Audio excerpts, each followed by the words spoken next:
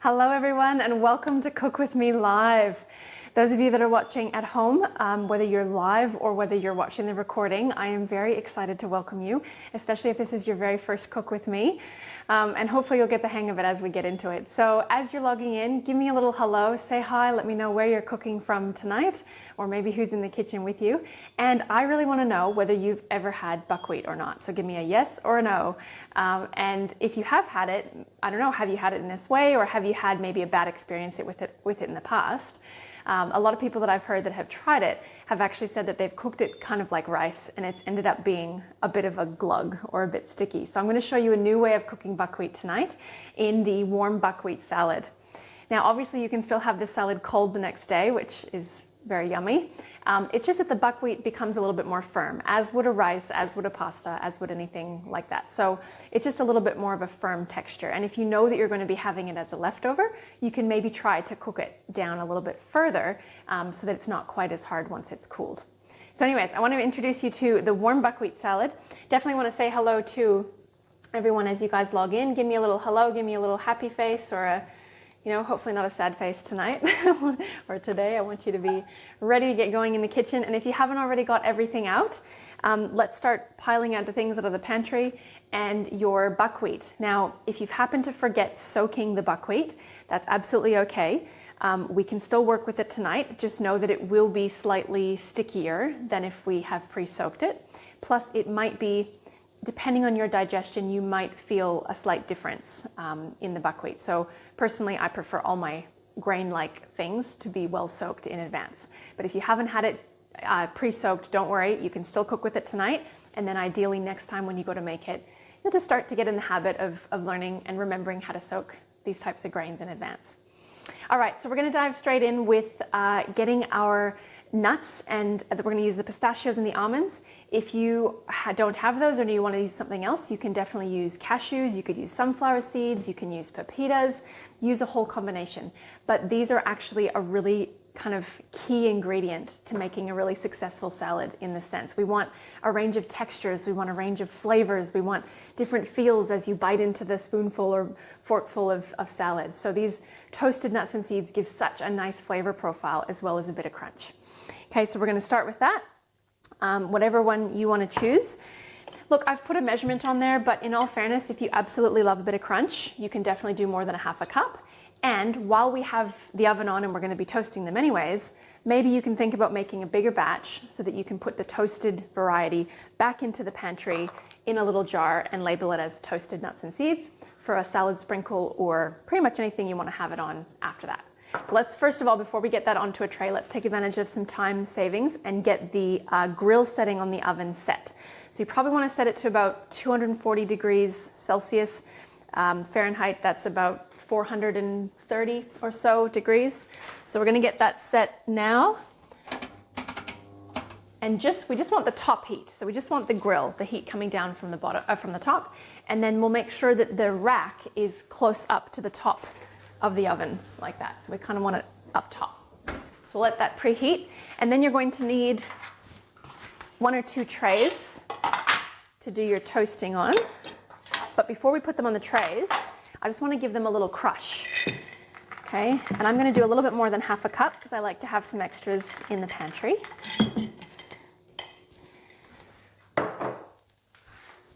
As a kid, Mum used to take the extra amount of time and go and get a mallet or a hammer from the garage and cover this with a tea towel and let us just hammer away to get our crushed nuts, just as a bit of I think to amuse us mostly. But we can just put the knife through them a couple of times to get some nice little pieces and chunks. Hopefully if there's any kids listening, you haven't been just asked to do that. I just realized that, sorry. But it is kind of fun and it is a good way to get the kids to help you. You just have to make sure that tea towel stays down and they don't let the nuts fly everywhere across the kitchen, like can happen. And definitely use a fresh tea towel, don't use an already old one. So yeah, so in terms of bringing a bit of crunch to this salad, I'm really excited to show you the buckwheat because it just creates such a nice flavor combination. And there's tons of ways to have buckwheat. Buckwheat is probably one of the most versatile grains. It's not a grain, it's technically a seed, but we eat it like a grain. So forgive me if I call it one. And it's just yeah, I'm amazed that it's not more popular, but hopefully you'll be changing that. Okay, so let's get some chopped nuts onto a little baking tray. In this case, I'm not going to be using baking paper, so you'll probably see that I do use baking paper a fair bit. Not when I'm toasting my nuts and seeds, just because we're going to be having that right up close under the element. So we don't really want to start a fire or burn the paper. So I'm not going to be using paper on that one. And I'm going to use some pistachios now. I'll give them a little chop. They could use a bit of smaller pieces there. How's everyone going? All right. It's very flexible, and I want you to see all the different ways that you can turn this into your own salad, whether that's changing up the different types of toasted nuts, whether you're doing different vegetables, whether instead of carrots you do grated beetroot one time and just make a nice big red salad. Honestly, you can make any changes and tweaks that you want to this. This recipe is also really good for anyone that you know of that is doing a low FODMAPs diet. So there's no onions or garlic in this dish. And if you were doing the low FODMAPs option, we would be not having the asparagus, we'd be going the green bean option, and we would be omitting the dried fruit as well. So those are a couple little tweaks, but otherwise it's very suitable for someone who's following the low FODMAPs diet as well. Okay, let's get these into the oven and we're going to watch them closely. Nothing too complicated here. We just want them onto the top rack of the oven.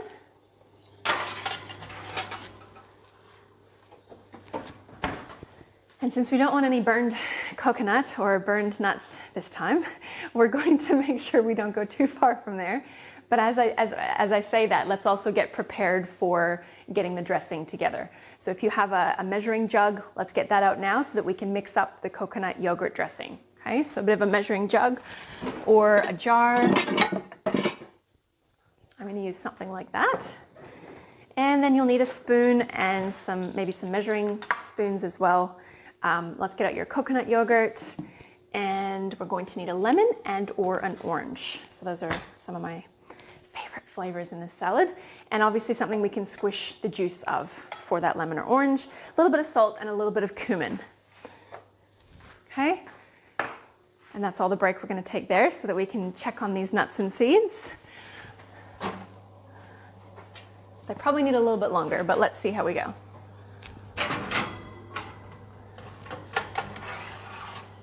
All right, so you can give them a little toss partway through. We're not really getting any browning yet, but they are starting to get hot. So we want to watch them very carefully because once they start, they go really quickly.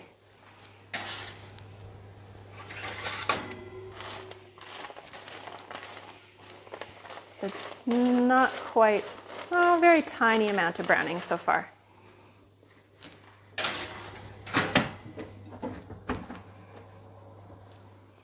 All right.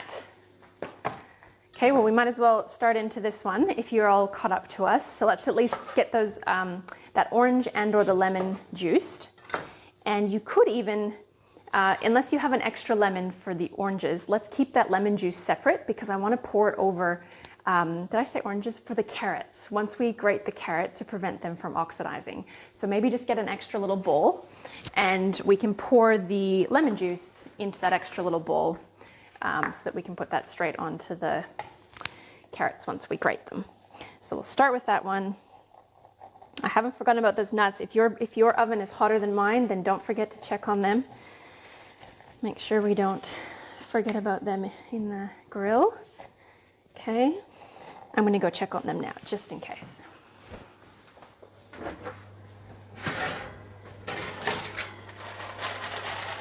Good stuff. Okay. So we've got some nice toasting there. It was the very tiny little pieces that got a little bit charred, but they're perfect. The rest of them are awesome, just because they were really tiny.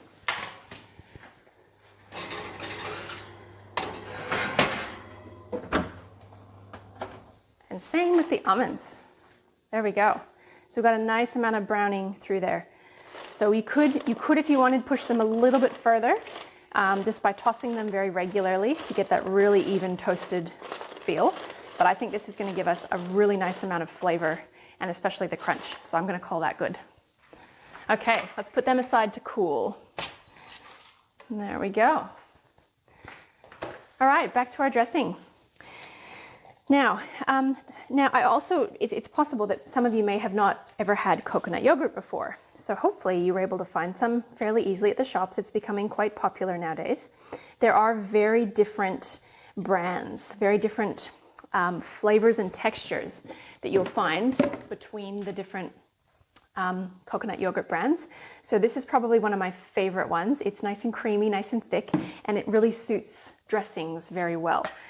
So if you've got access to the Koyo brand here in Australia, then that would be my recommended one. Otherwise, you might have a totally different opinion on what's a really yummy coconut yogurt, so you can use that one. Okay, so we've got our lemon juice aside. We're going to put that over top of the grated carrot. In my case, I'm going to use an orange for this dressing. I just like that extra little bit of slight sweetness from the orange, especially because we're going to be putting it with the spiciness of the spices over the buckwheat. Now, you can definitely be using lemon here or lime. I bet you this would even taste good with grapefruit juice if that's all you've got, so that's another option. And definitely, guys, if you have any questions, please type them in now. Those of you that do watch this live, it's really great for you to ask questions that you think are valid that I might skip over, because then if anyone's watching it recorded, they get the benefit of that too. So please do ask your questions as they come up. Okay. Now, when it comes to making the dressing, well, I don't even know if I'd call it a dressing. It's kind of just more of a sauce. But approximately we want about 1.5 cups of coconut yogurt. Now, that is if you're making the full serve of the salad, and that is if you're going to like it. So if you're not sure, you can start by making less, and then obviously it's pretty quick and easy to just add a little bit of extra dressing if you need. But this is one of my favorites. I make a version of this dressing on so many different salads. So I've called for only about half the juice of an orange or a lemon. So we're going to start out with just less than what I did there. And we're going to put in some cumin, about 1/4 teaspoon. And if you don't measure this one, most people will tend to put less than we actually need. So it's amazing. Like 1/4 teaspoon is actually a fair amount. So it's good in some cases to measure. In most cases to measure. And our 1/4 teaspoon of salt as well. Everyone's palate's going to be a little bit different, but we'll start with that. You can taste it after. And that is literally our sauce or dressing, however you want to call it. So we'll give that a good stir. Nice and easy. And again, like I said, this version of this dressing we can do on so many different salads. So please don't feel like it's just limited to this one.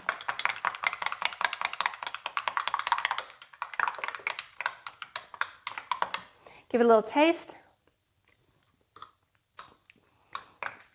It should be fairly, I wouldn't say sweet, but if you're not expecting, because of the coconut and because of the orange, it will taste a bit sweet. If you like it a little bit more tangy, let's add a little bit of extra lemon as well. So we can save some for the carrot and we'll put some in the dressing. Ooh. Cover the camera in lemon. All right, and there's our beautiful. So we want a little bit of tang. Okay, and if you want it to be thinner yet, obviously just add more lemon juice, add more orange juice. If you have to, add water, but hopefully you don't need to.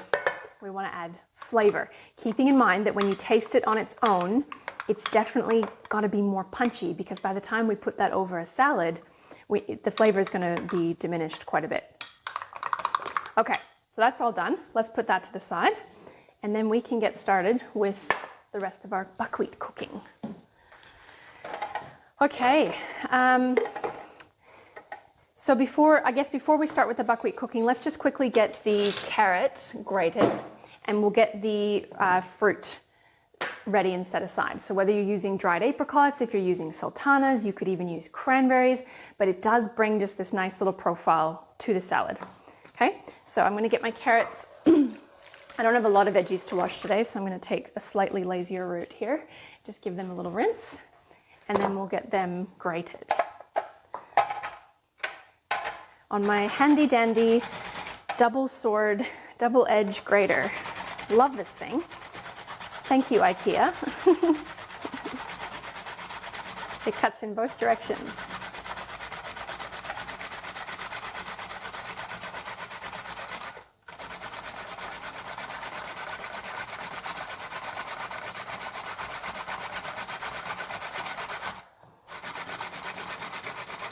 All right, so we want the 2 carrots, roughly 2 medium carrots. Gives a bit of color, gives a bit of sweetness, and definitely makes it go further with some extra nutrition. And you know what? I need to bring this up because I see this a lot. So I see a lot of people kind of bemoaning or begrudging the whole act of sitting there and having to grate something. So instead, just switch your mindset and think about it as, oh, okay, well, I can do like lots of things instead of begrudging that. I could instead treat this as a gym workout and a brain workout. So switch hands. If you're used to always doing the grating with a certain hand, switch hands. Not only are you going to test your brain power, but then you're also going to be balancing out the muscles in your body.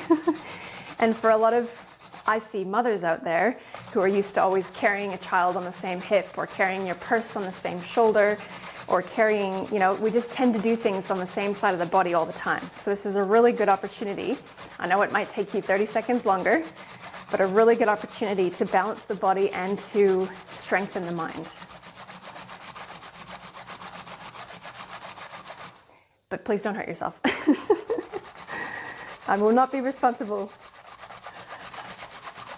There's a lot of things I reflect on that I wish I'd have done as a teenager. I played a very asymmetrical sport as I was growing, and I played it fairly competitively, and I'm still paying the price of having misaligned hips from my very asymmetrical sport that I played. So I'm just really conscious of it now to be a bit more balanced. All right, so we're going to need a bowl to put this carrot in the meantime. We could, I guess, save one bit of dishes, and we're going to put it maybe into the big bowl that we're going to do the tossing of the salad in. So if you haven't got it out already, let's get a big bowl. Put the carrot in there, and you'll notice that carrot will oxidize fairly quickly. So that's why we want that lemon juice handy. We're going to toss that with the lemon juice to prevent it from going brown and yucky looking, especially if you haven't peeled it. So funny enough, if you peel the carrot, you're going to get less browning. Not that that's a reason to peel it. I think we just add the lemon juice. Okay, so we're going to add, check this out. We're going to add the lemon juice and just give it a little toss. Not so much a massage, but just a toss to make sure that lemon is throughout. And it's the oxygen that actually causes it to turn. So if we can kind of keep it a bit together for now, that'll improve that a bit. So we've got our lemon through there. And then we'll take advantage of the extra bit of juices that are going to start to sink to the bottom of that. And that's why I want to get the fruit down the bottom so we can start to kind of soften the fruit and get it all ready to go. Okay, I've called for about half a cup of apricots or dried fruit. Again, completely up to you. It's your salad. So I'm just going to estimate that one, and then we're going to chop them into nice little bite-sized pieces. All right, how is everyone going? Hey, Kez, long time no see. How's it going? Hello, Denise. Hello, Jay. Thank you for being on with us live. Hopefully I haven't forgotten anyone. I just have a bit of a smaller screen here tonight. Jay, okay, question. Where do I find the recipe? I know I've read it, just unsure. Okay, I believe it should be available in, if you can scroll down. Well, I mean, the first thing to make sure, if you're just watching this on the page, if you're not already subscribed to Cook With Me Live, then just go on to cookwithme.live, enter your email address there to get the free version. And then by having that, we will be sending you the recipe in advance so that you can have all of the ingredients and everything ready to go and you can cook with me in the moment. So if that's still brand new to you, Jay, just jump on to cookwithme.live and you'll have that available to you straight away. Hello, Denise. Yes, thank you. Okay, now for the apricots, just going to put them into nice thin slices here. You could do little cubes, entirely up to your flavor palette. I just like a nice thin slice so that we can expose that inner soft bit of the apricot, and it's going to hopefully absorb a little bit of the juices from the carrot and from the lemon juice. And if anyone's wondering why these apricots are not orange, bright orange, that's because these are organic apricots. They have not been coated in the preservative, often preservative 220 or 202, which is a sulfite. And so, yeah, apricots are meant to go brown when they're dry. As a matter of fact, a lot of things are not meant to be the color that they are fresh when they're dry. So we want to try and find brown apricots, because then you know that they haven't had the sulfites all over them. All right. Okay, so I'm just going to toss that through the carrot a little bit, just so we can get some of that moisture absorbing into the apricots. Okay, and then we'll set that aside, and we're going to get the buckwheat cooking straight away. All right, so come on back with me. Let's get that buckwheat happening.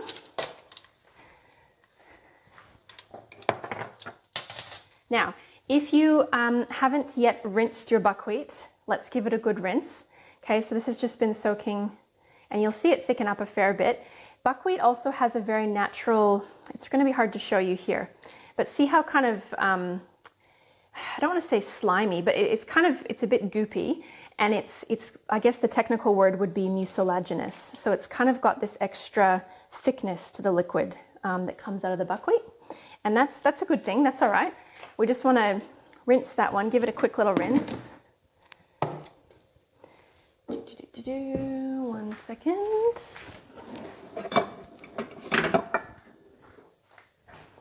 All right. So you can see it's kind of gloopy there.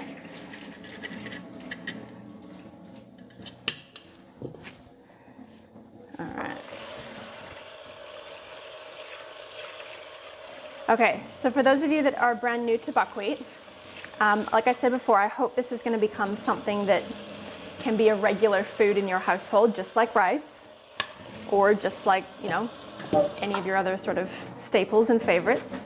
It's extremely high in protein, a little bit higher than most grains, except for maybe quinoa. So it's about 11 to 14% protein, believe it or not, per calorie. Per gram, actually. Per gram, it's 11 to 14%. Per calorie, it's more. And yeah, so it's great for fiber. It's actually been proven to reduce bad cholesterol and reduce high blood pressure as well. So it's a very positive, I guess, food in that sense. And yeah, the fiber thing, really good for the digestion, and it's really high in magnesium and manganese. So among a whole host of other benefits. So definitely love the buckwheat. Okay. Now, we're going to be cooking the buckwheat in a large frying pan. Unless you only have a saucepan, that's okay too. We're not going to be actually frying with it, but we're going to be cooking it with the liquid in 2 separate lots so that we have a chance to let the liquid absorb into it and then slightly dry out. And that way we're not going to get such gluggy buckwheat. We're going to get individual granules, kind of like rice or kind of like quinoa. So that's really the goal here. Okay, so in your big saucepan or frying pan, let's just turn that on to not quite full heat, probably one below full heat. We're going to put in, and because we're going to be using a lot of liquid here, we don't actually need to do the prior preparation of the stainless steel or cast iron pans like I normally show you for frying, because this time we're going to be using a fair amount of liquid and we're kind of treating it like a boiling situation rather than a frying situation. So I'm going to put about 3 tablespoons of heat-safe oil, ideally a cooking coconut oil, or if you're having dairy, then an organic ghee could be suitable here. Okay. And then we want to put the buckwheat straight in, and we're just going to start to coat the buckwheat in spices and this little bit of good fat that we've put in. All right. Okay. So as that heats up, we're just going to give it a coat, and then we want to let this almost dry fry initially. And when I say dry fry, I don't mean like it's searing high heat, obviously, but we just want to make sure that it kind of starts to dry out from its soaked state. And this is going to help us create a very, very yummy dish. Now, when it comes to your spices, let's use a measuring device initially until you get comfortable with the recipe, and then you can tweak and change. If you do make any changes to the recipe though, please do write it down so you know for next time, and then that will actually help you learn on all your other recipes roughly how much is needed to create what kind of flavor. Okay, especially if you're new to these types of spices as well. All right, so for the paprika, I just want to make sure I quote you the right amount, so bear with me here. As most of you already know about me, I tend not to follow my own recipes sometimes.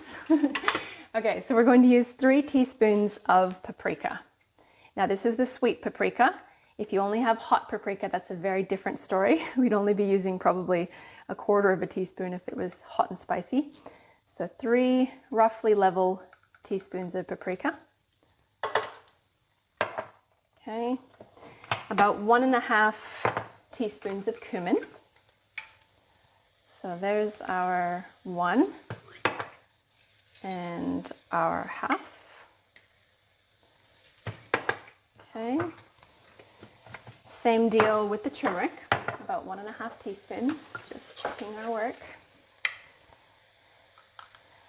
So if you think about, you may not be familiar with how much benefit we actually get from spices, but did you know that turmeric is one of the highest contents of iron available to us? So it's good to think about the nutritional benefits of getting high quality spices into your diet as well.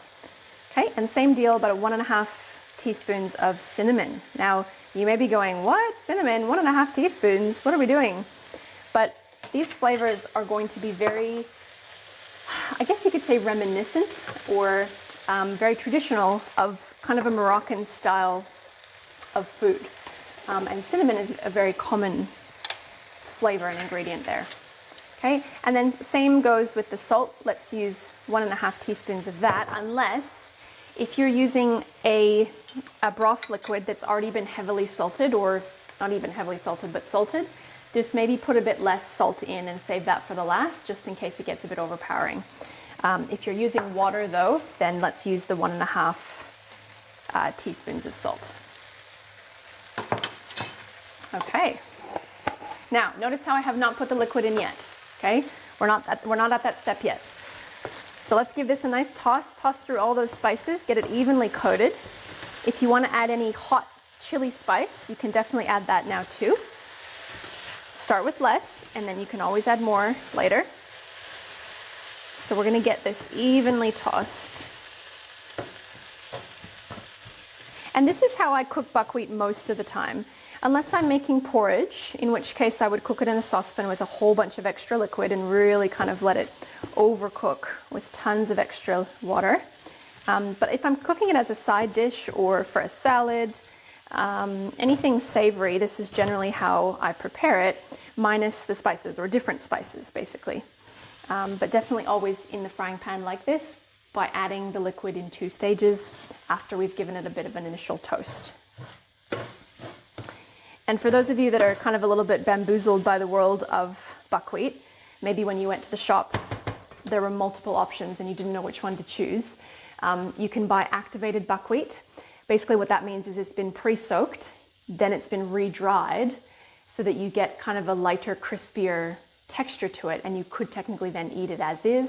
It's still quite crunchy, but it's way more edible than eating it raw, uncooked. And it's also way more digestible by being activated. So you can buy activated dry buckwheat, in which case you'd probably put that into cereals or mueslis, or just sprinkling it over anything that needs a bit of a crunch. You can also buy toasted buckwheat, which is raw. It generally has not been activated unless it's activated and toasted. It's sometimes called kasha, and kasha is, yes, the toasted form of raw buckwheat. So just so everyone's clear and knows, especially if you have a sensitive belly and you're kind of trying to avoid grains, you might be able to handle buckwheat because technically it's not a grain, it's a seed, but it should be prepared correctly. So ideally we're taking it through that soaking stage or the activation stage first. And this is what we've done by pre-soaking it here. Okay, so we'll just keep tossing that. So we want to kind of get it fairly dry. We're not going to experience maybe any toasting as far as like browning in color, and you won't really be able to tell anyways because those spices are quite dark. But we do want to dry it out a fair bit here.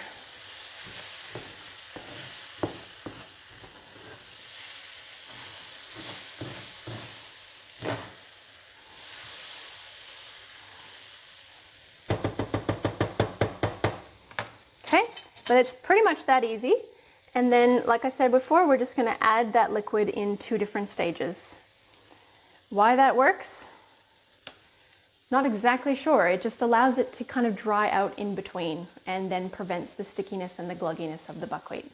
Okay, so that's all ready to go. We're going to let that go for just another minute or so, and then we're going to add your liquid or your broth. So if you haven't already gotten out your stock or your broth, maybe, as you can see, I've taken mine out of the freezer.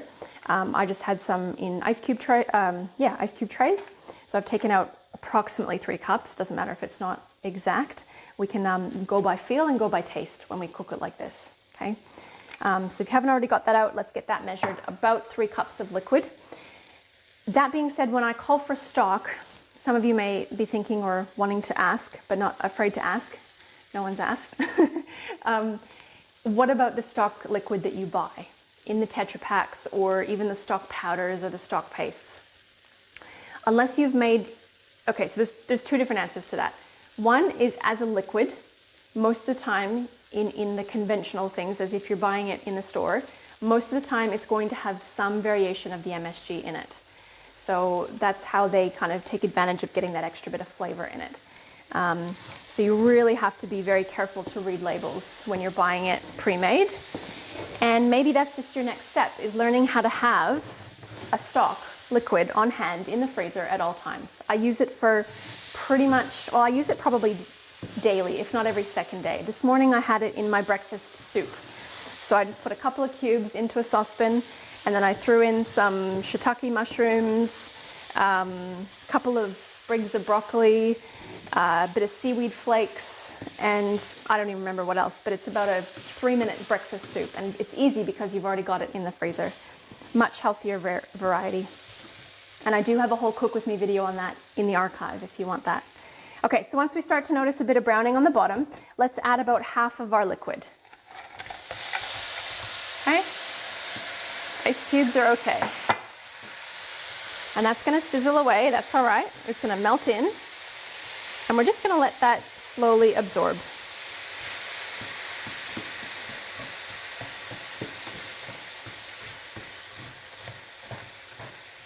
And you'll notice everything on the bottom, it's kind of like deglazing the pan, that they use that sort of technical terms on your cooking shows.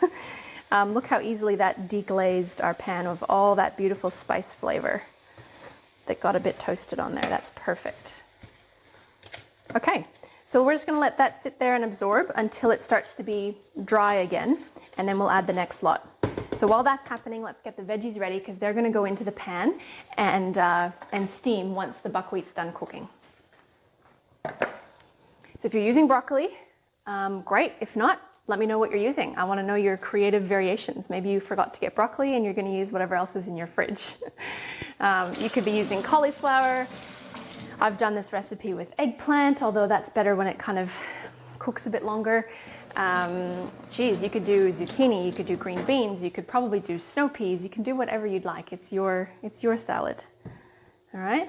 And then in terms of size of the cut, have a think. Do you like biting into a solid big piece of broccoli? Do you absolutely love it? The more you love it, the bigger the pieces you cut. The less you love it, the smaller the pieces you cut. Okay? So I'll let you choose what you want to do for that. But please do not throw away too much of this beautiful stem. There is so much nutrition and value in this stem. Okay? It just saddens me greatly to see that people chop it off and throw away that bottom bit. Okay, so to make it more palatable, let's just give it some nice slices, especially once that's been lightly steamed. That's going to be delicious. And then once you've cut up far enough into the crown, then we can start prying it apart, which then leaves the florets whole instead of giving you like little pieces of broken broccoli. There we go. Chop through that guy. Oh, love broccoli. Okay, so there is our broccoli.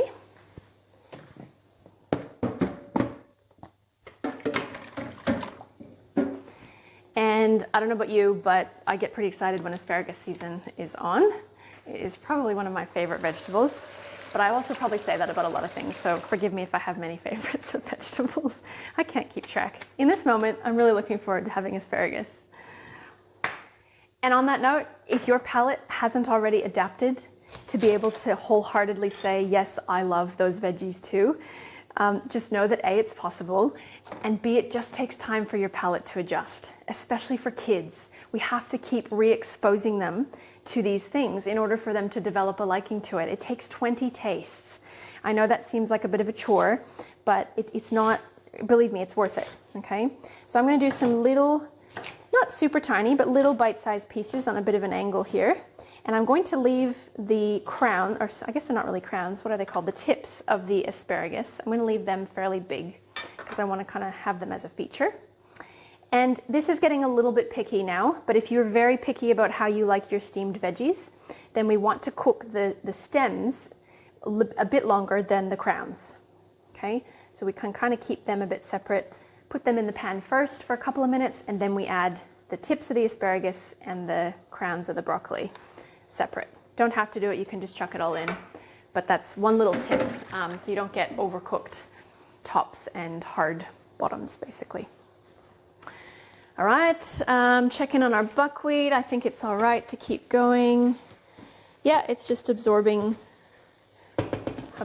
still, so we're good there. Let's carry on with preparing our herbs.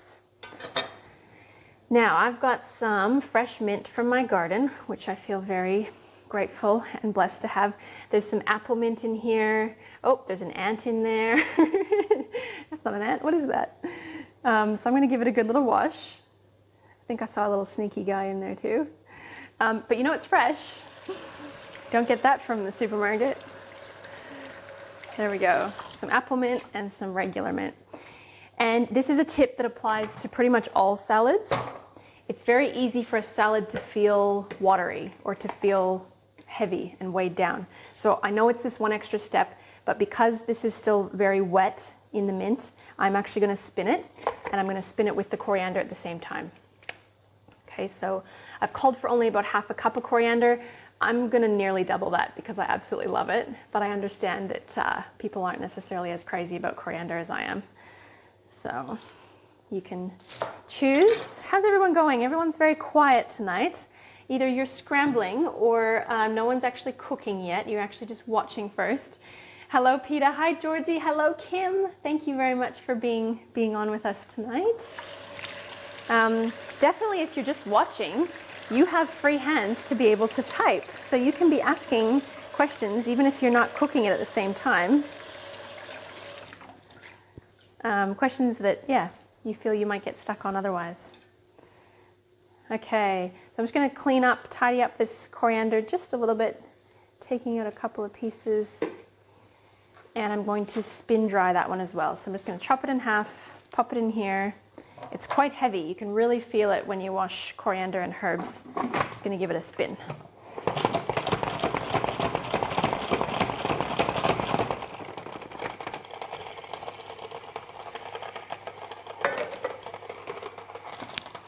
And put the brakes on. Love this thing.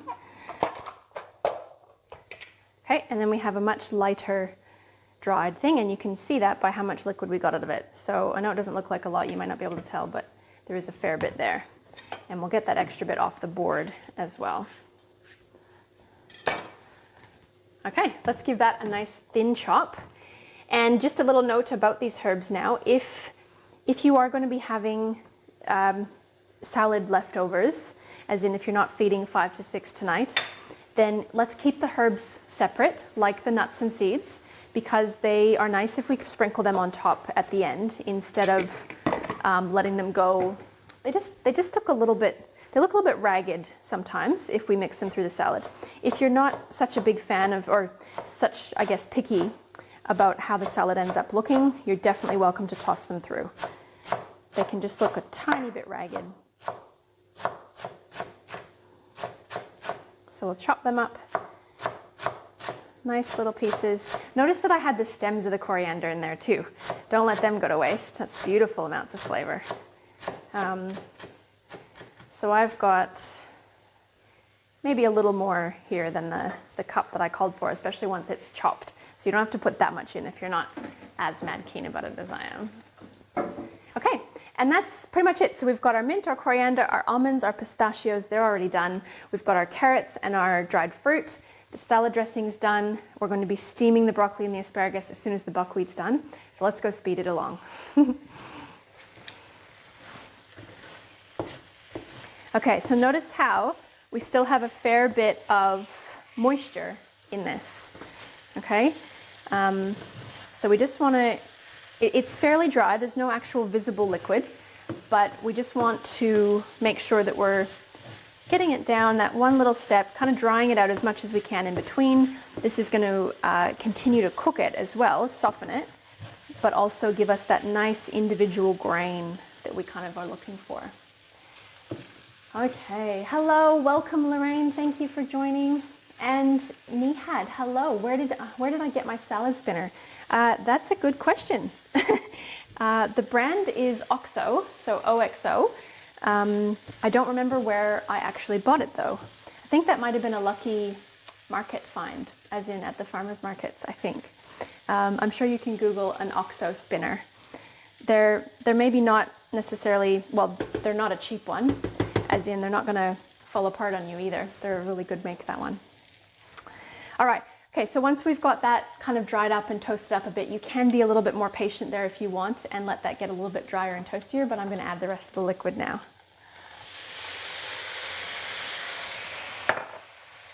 Okay, and just for your own knowledge's sake, have a little taste of one of the granules, just to feel the texture.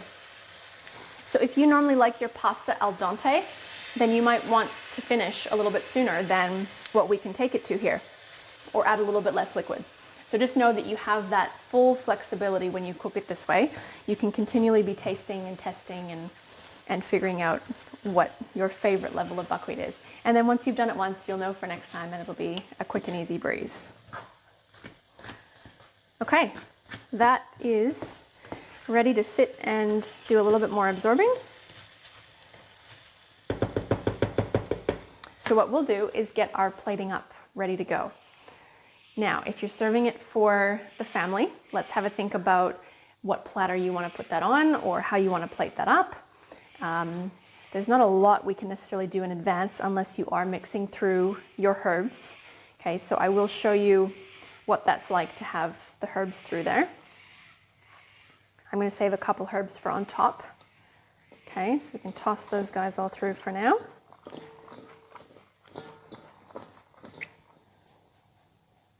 And if you're in a bit of a hurry, you can do this as a layered salad. So if you wanted, you could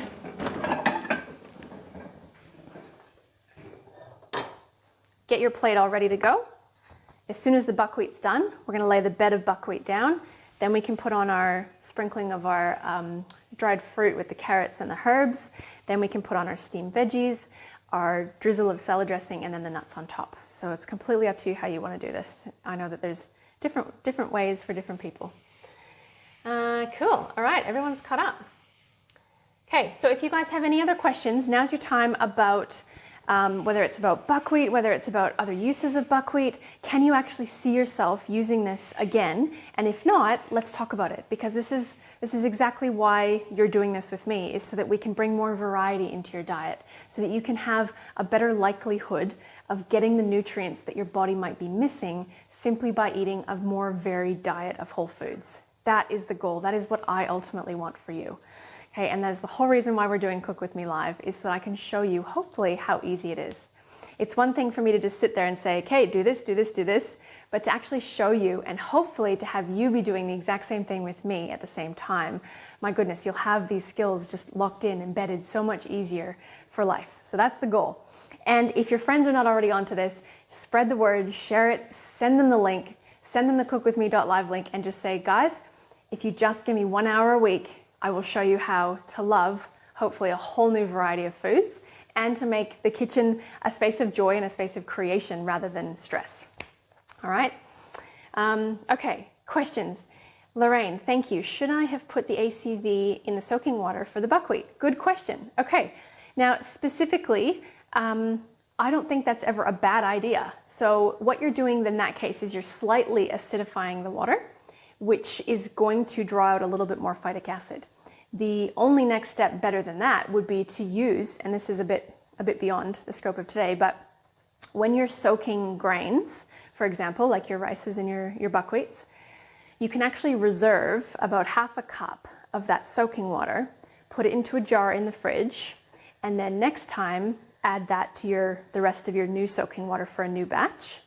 Then take another half a cup out of that out, save that in the fridge, and then you keep recycling half a cup, which is going to do a minor version of fermenting the grains when they sit in the soaking water. Okay, so for that to work best, we normally do that on the bench for 12 hours, not in the fridge. If it's the peak of summer in Australia, you might want to move it into the fridge, but that being said, if it's the peak of summer, you probably have the air conditioning on. So that's a very good question, Lorraine. It's a bit of a long-winded answer, but yes, you can add your ACV, and if you want to take it that one step further, you can also then add and keep recycling about half a cup of your soaking water every time you soak your grains, just to kind of improve that process one step further. Excellent question.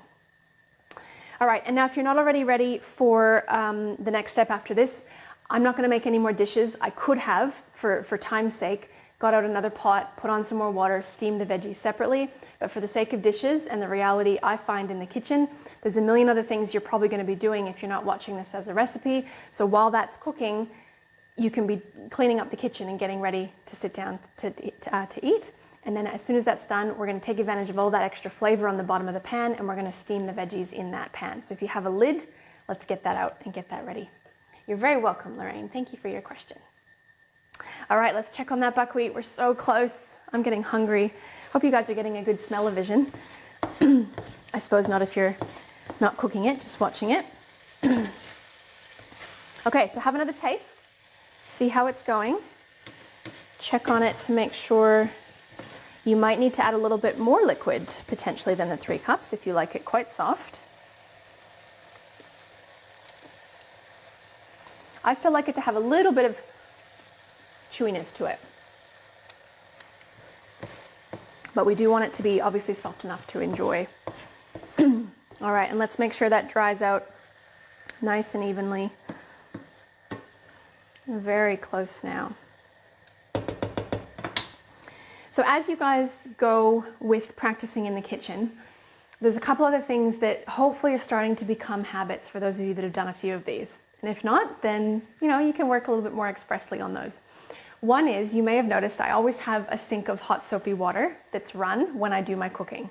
It's going to save you a lot of water as well, and time, and actually energy, believe it or not, to not have to turn the tap on every single time, run the water out, and instead you can be having that sink of water ready. So that's one little step you can be doing all the time.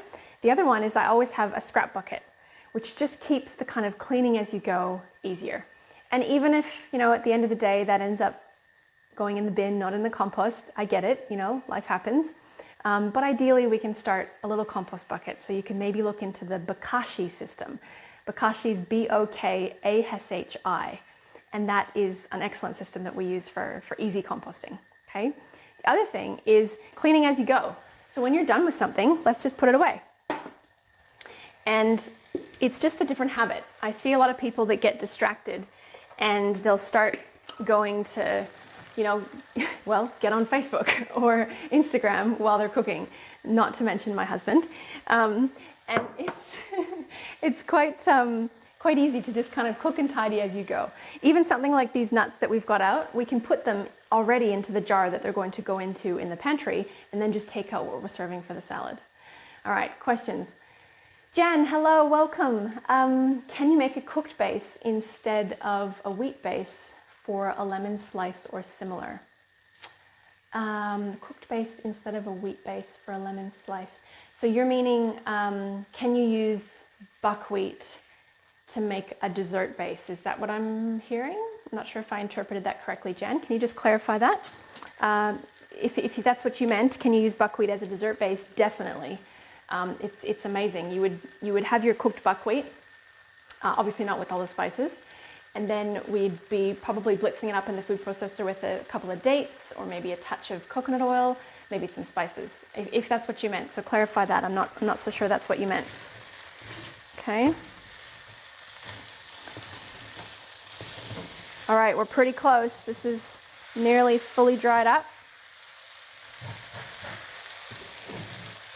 And you can see all that benefit that we're going to gain from all the flavor on the bottom of the pan. So that's all going to be steamed into our veggies after this. And it also serves to clean the pan for us. All right, I'm going to call that good. That is ready to go. So let me just give this a little quick rinse.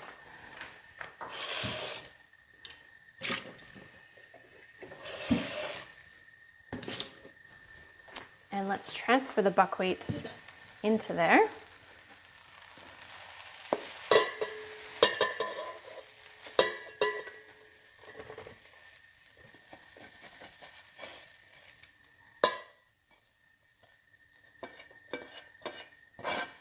Okay, and don't worry about all that extra scratchy bits on the bottom, because we're going to steam that off right now with the broccoli and asparagus. Okay, so get your clean filtered water. We need probably about a cup and a half, maybe 2 cups of water for this one. 2 cups is probably good. Okay, but I want you to be very careful when you put this in the pan because it's going to steam. So please pour away from yourself. And we're going to get the lid ready, okay? Okay, that wasn't too aggressive, which is good. And let's put all of our stems into there. So broccoli stems, asparagus stems.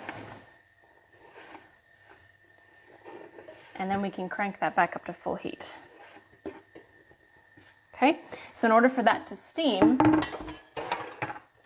we need to close it in on itself. So I'm going to use that as my lid tonight. Okay, and now because that's happening, we can finish up our plating up. Okay, so let's get over to here, and I will show you the layered version this time. You've probably seen in the photo the mixed version. So now we're going to do layered. Okay, so a little bit of buckwheat down the bottom. Then we can put our sprinkling of carrot and apricot and herbs. And now that's probably enough time. Let's just take this lid off and put in the rest of the tops.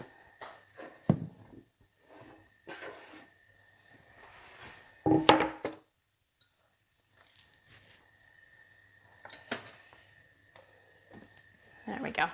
And we'll let that finish steaming away. Okay, otherwise it's pretty easy. And as far as your leftover salad goes, if you know that you're going to be having it another day, what you could do, oh, here's a little quick thing we can show you, is what I call salad jars. So with a salad jar, the idea is that you could line up, say, 3 jars for the week or 6 for the family for the next couple of days, and just layer in your ingredients so that by the time you're ready for lunch, all you have to do is dump it out and you've got your salad on a plate or in a bowl all ready to go. So this salad is a good one for that. And I want to show you the layering and how you build it matters to make sure that it's still going to be good in 2 days' time. Because we have the grated carrot, it's actually going to go off a lot quicker because it's finely sliced, finely grated. So we want to be putting those type of more fragile ingredients on the top layer. So I would start out my layering of my salad jar with the buckwheat. Okay, that can go down the bottom. And obviously we want this to kind of cool before we put obviously that stuff in. But at least now you could be layering the buckwheat in the bottom of your jar. Then we would put in our steamed veggies. Then we would put in the raw veggie topping. Then we can put, then the dressing. The dressing needs to go in there first underneath because we don't want that to go on top of the raw. So it's all in how you layer it. And the next thing you know, you've got your lunch ready to go. Grab your jar, done, and you're ready to go to work or school. Okay, last little check on our veggies, and then make sure you've got your strainer ready so we can take them out. How are we going here? Okay, we need a little bit longer. Maybe I'll give them a little stir. Oh, all that extra flavor they're gonna have imparted.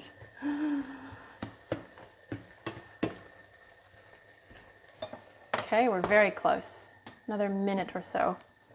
I don't know about you, but you do not want overcooked veggies. That is nice, undercooked, slightly still crunchy, steamed veggies. I literally some nights just sit down and have a big, huge bowl of that on its own, just perfectly cooked steamed veggies. Okay, and because I used up my jar for salad, I was gonna put that back into the pantry. Now we've got our toasted nuts and seeds all ready to go. Yeah. So I'm curious, those of you that are new to buckwheat, how have you been going? How does it smell? What do you think of the taste? Is there enough flavor? Is there enough seasoning? Does it need anything? Talk to me, let me know. Hey Ash, how's it going? Hello Cassandra, welcome. And Amanda, Josephine, lovely. Thank you very much for being on. Very cool to see you guys again. All right, we are nearly there. I suppose I shouldn't be very selfish and just do one plating up.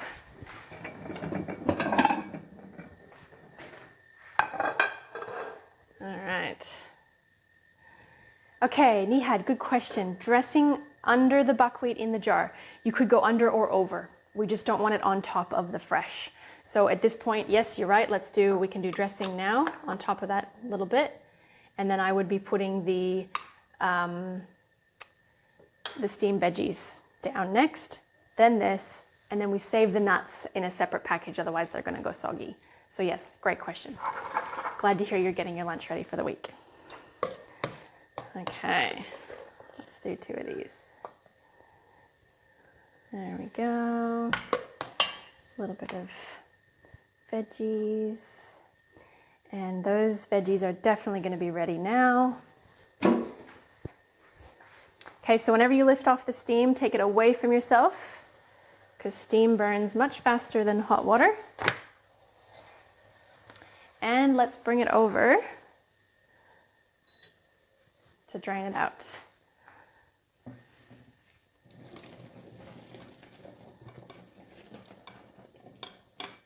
Okay. Whoa. Let's go sideways on that one.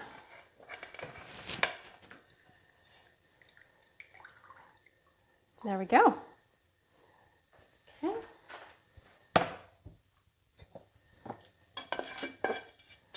And you've kind of cleaned your pan. So if it's not fully clean, let's add a little bit more water into that while it's still hot. I'm just going to put it back on the hot burner. And then that will be a breeze to clean later. Okay. So here's going to be your warm buckwheat salad.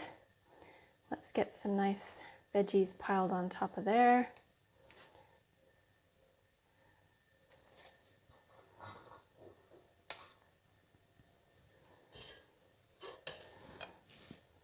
Love my broccoli. That's a big meal. I always go a bit overboard on these ones. And then I like to do the dressing next. You can do little dollops if it's nice and thick. Otherwise you can pour it over. Okay. And then do not forget this excellent bit of crunch. I like to pile it in the middle. Yum. Like a bit of a volcano. All right, guys, I need to see your photos. So when you've cooked this, this is kind of your proof that you've actually done it. So you actually do need to take a photo. I know you might not think it looks pretty, and I know you might just be doing it just to get it on the table and into your mouth. But please send them along. I mean, show other people that you can do it and that it's easy and doesn't have to be hard. All right, so there we have it, your warm buckwheat salad a la Moroccan style. Doesn't that look delicious? I hope you guys enjoy it. I hope it's full of flavor, and I hope your maybe first experience with buckwheat is a good one. So thank you so much for watching the Cook With Me Live. Tell your friends, get onto this. I want you guys to be cooking and eating healthier. Thank you. Until next time, we'll see you on Cook With Me Live.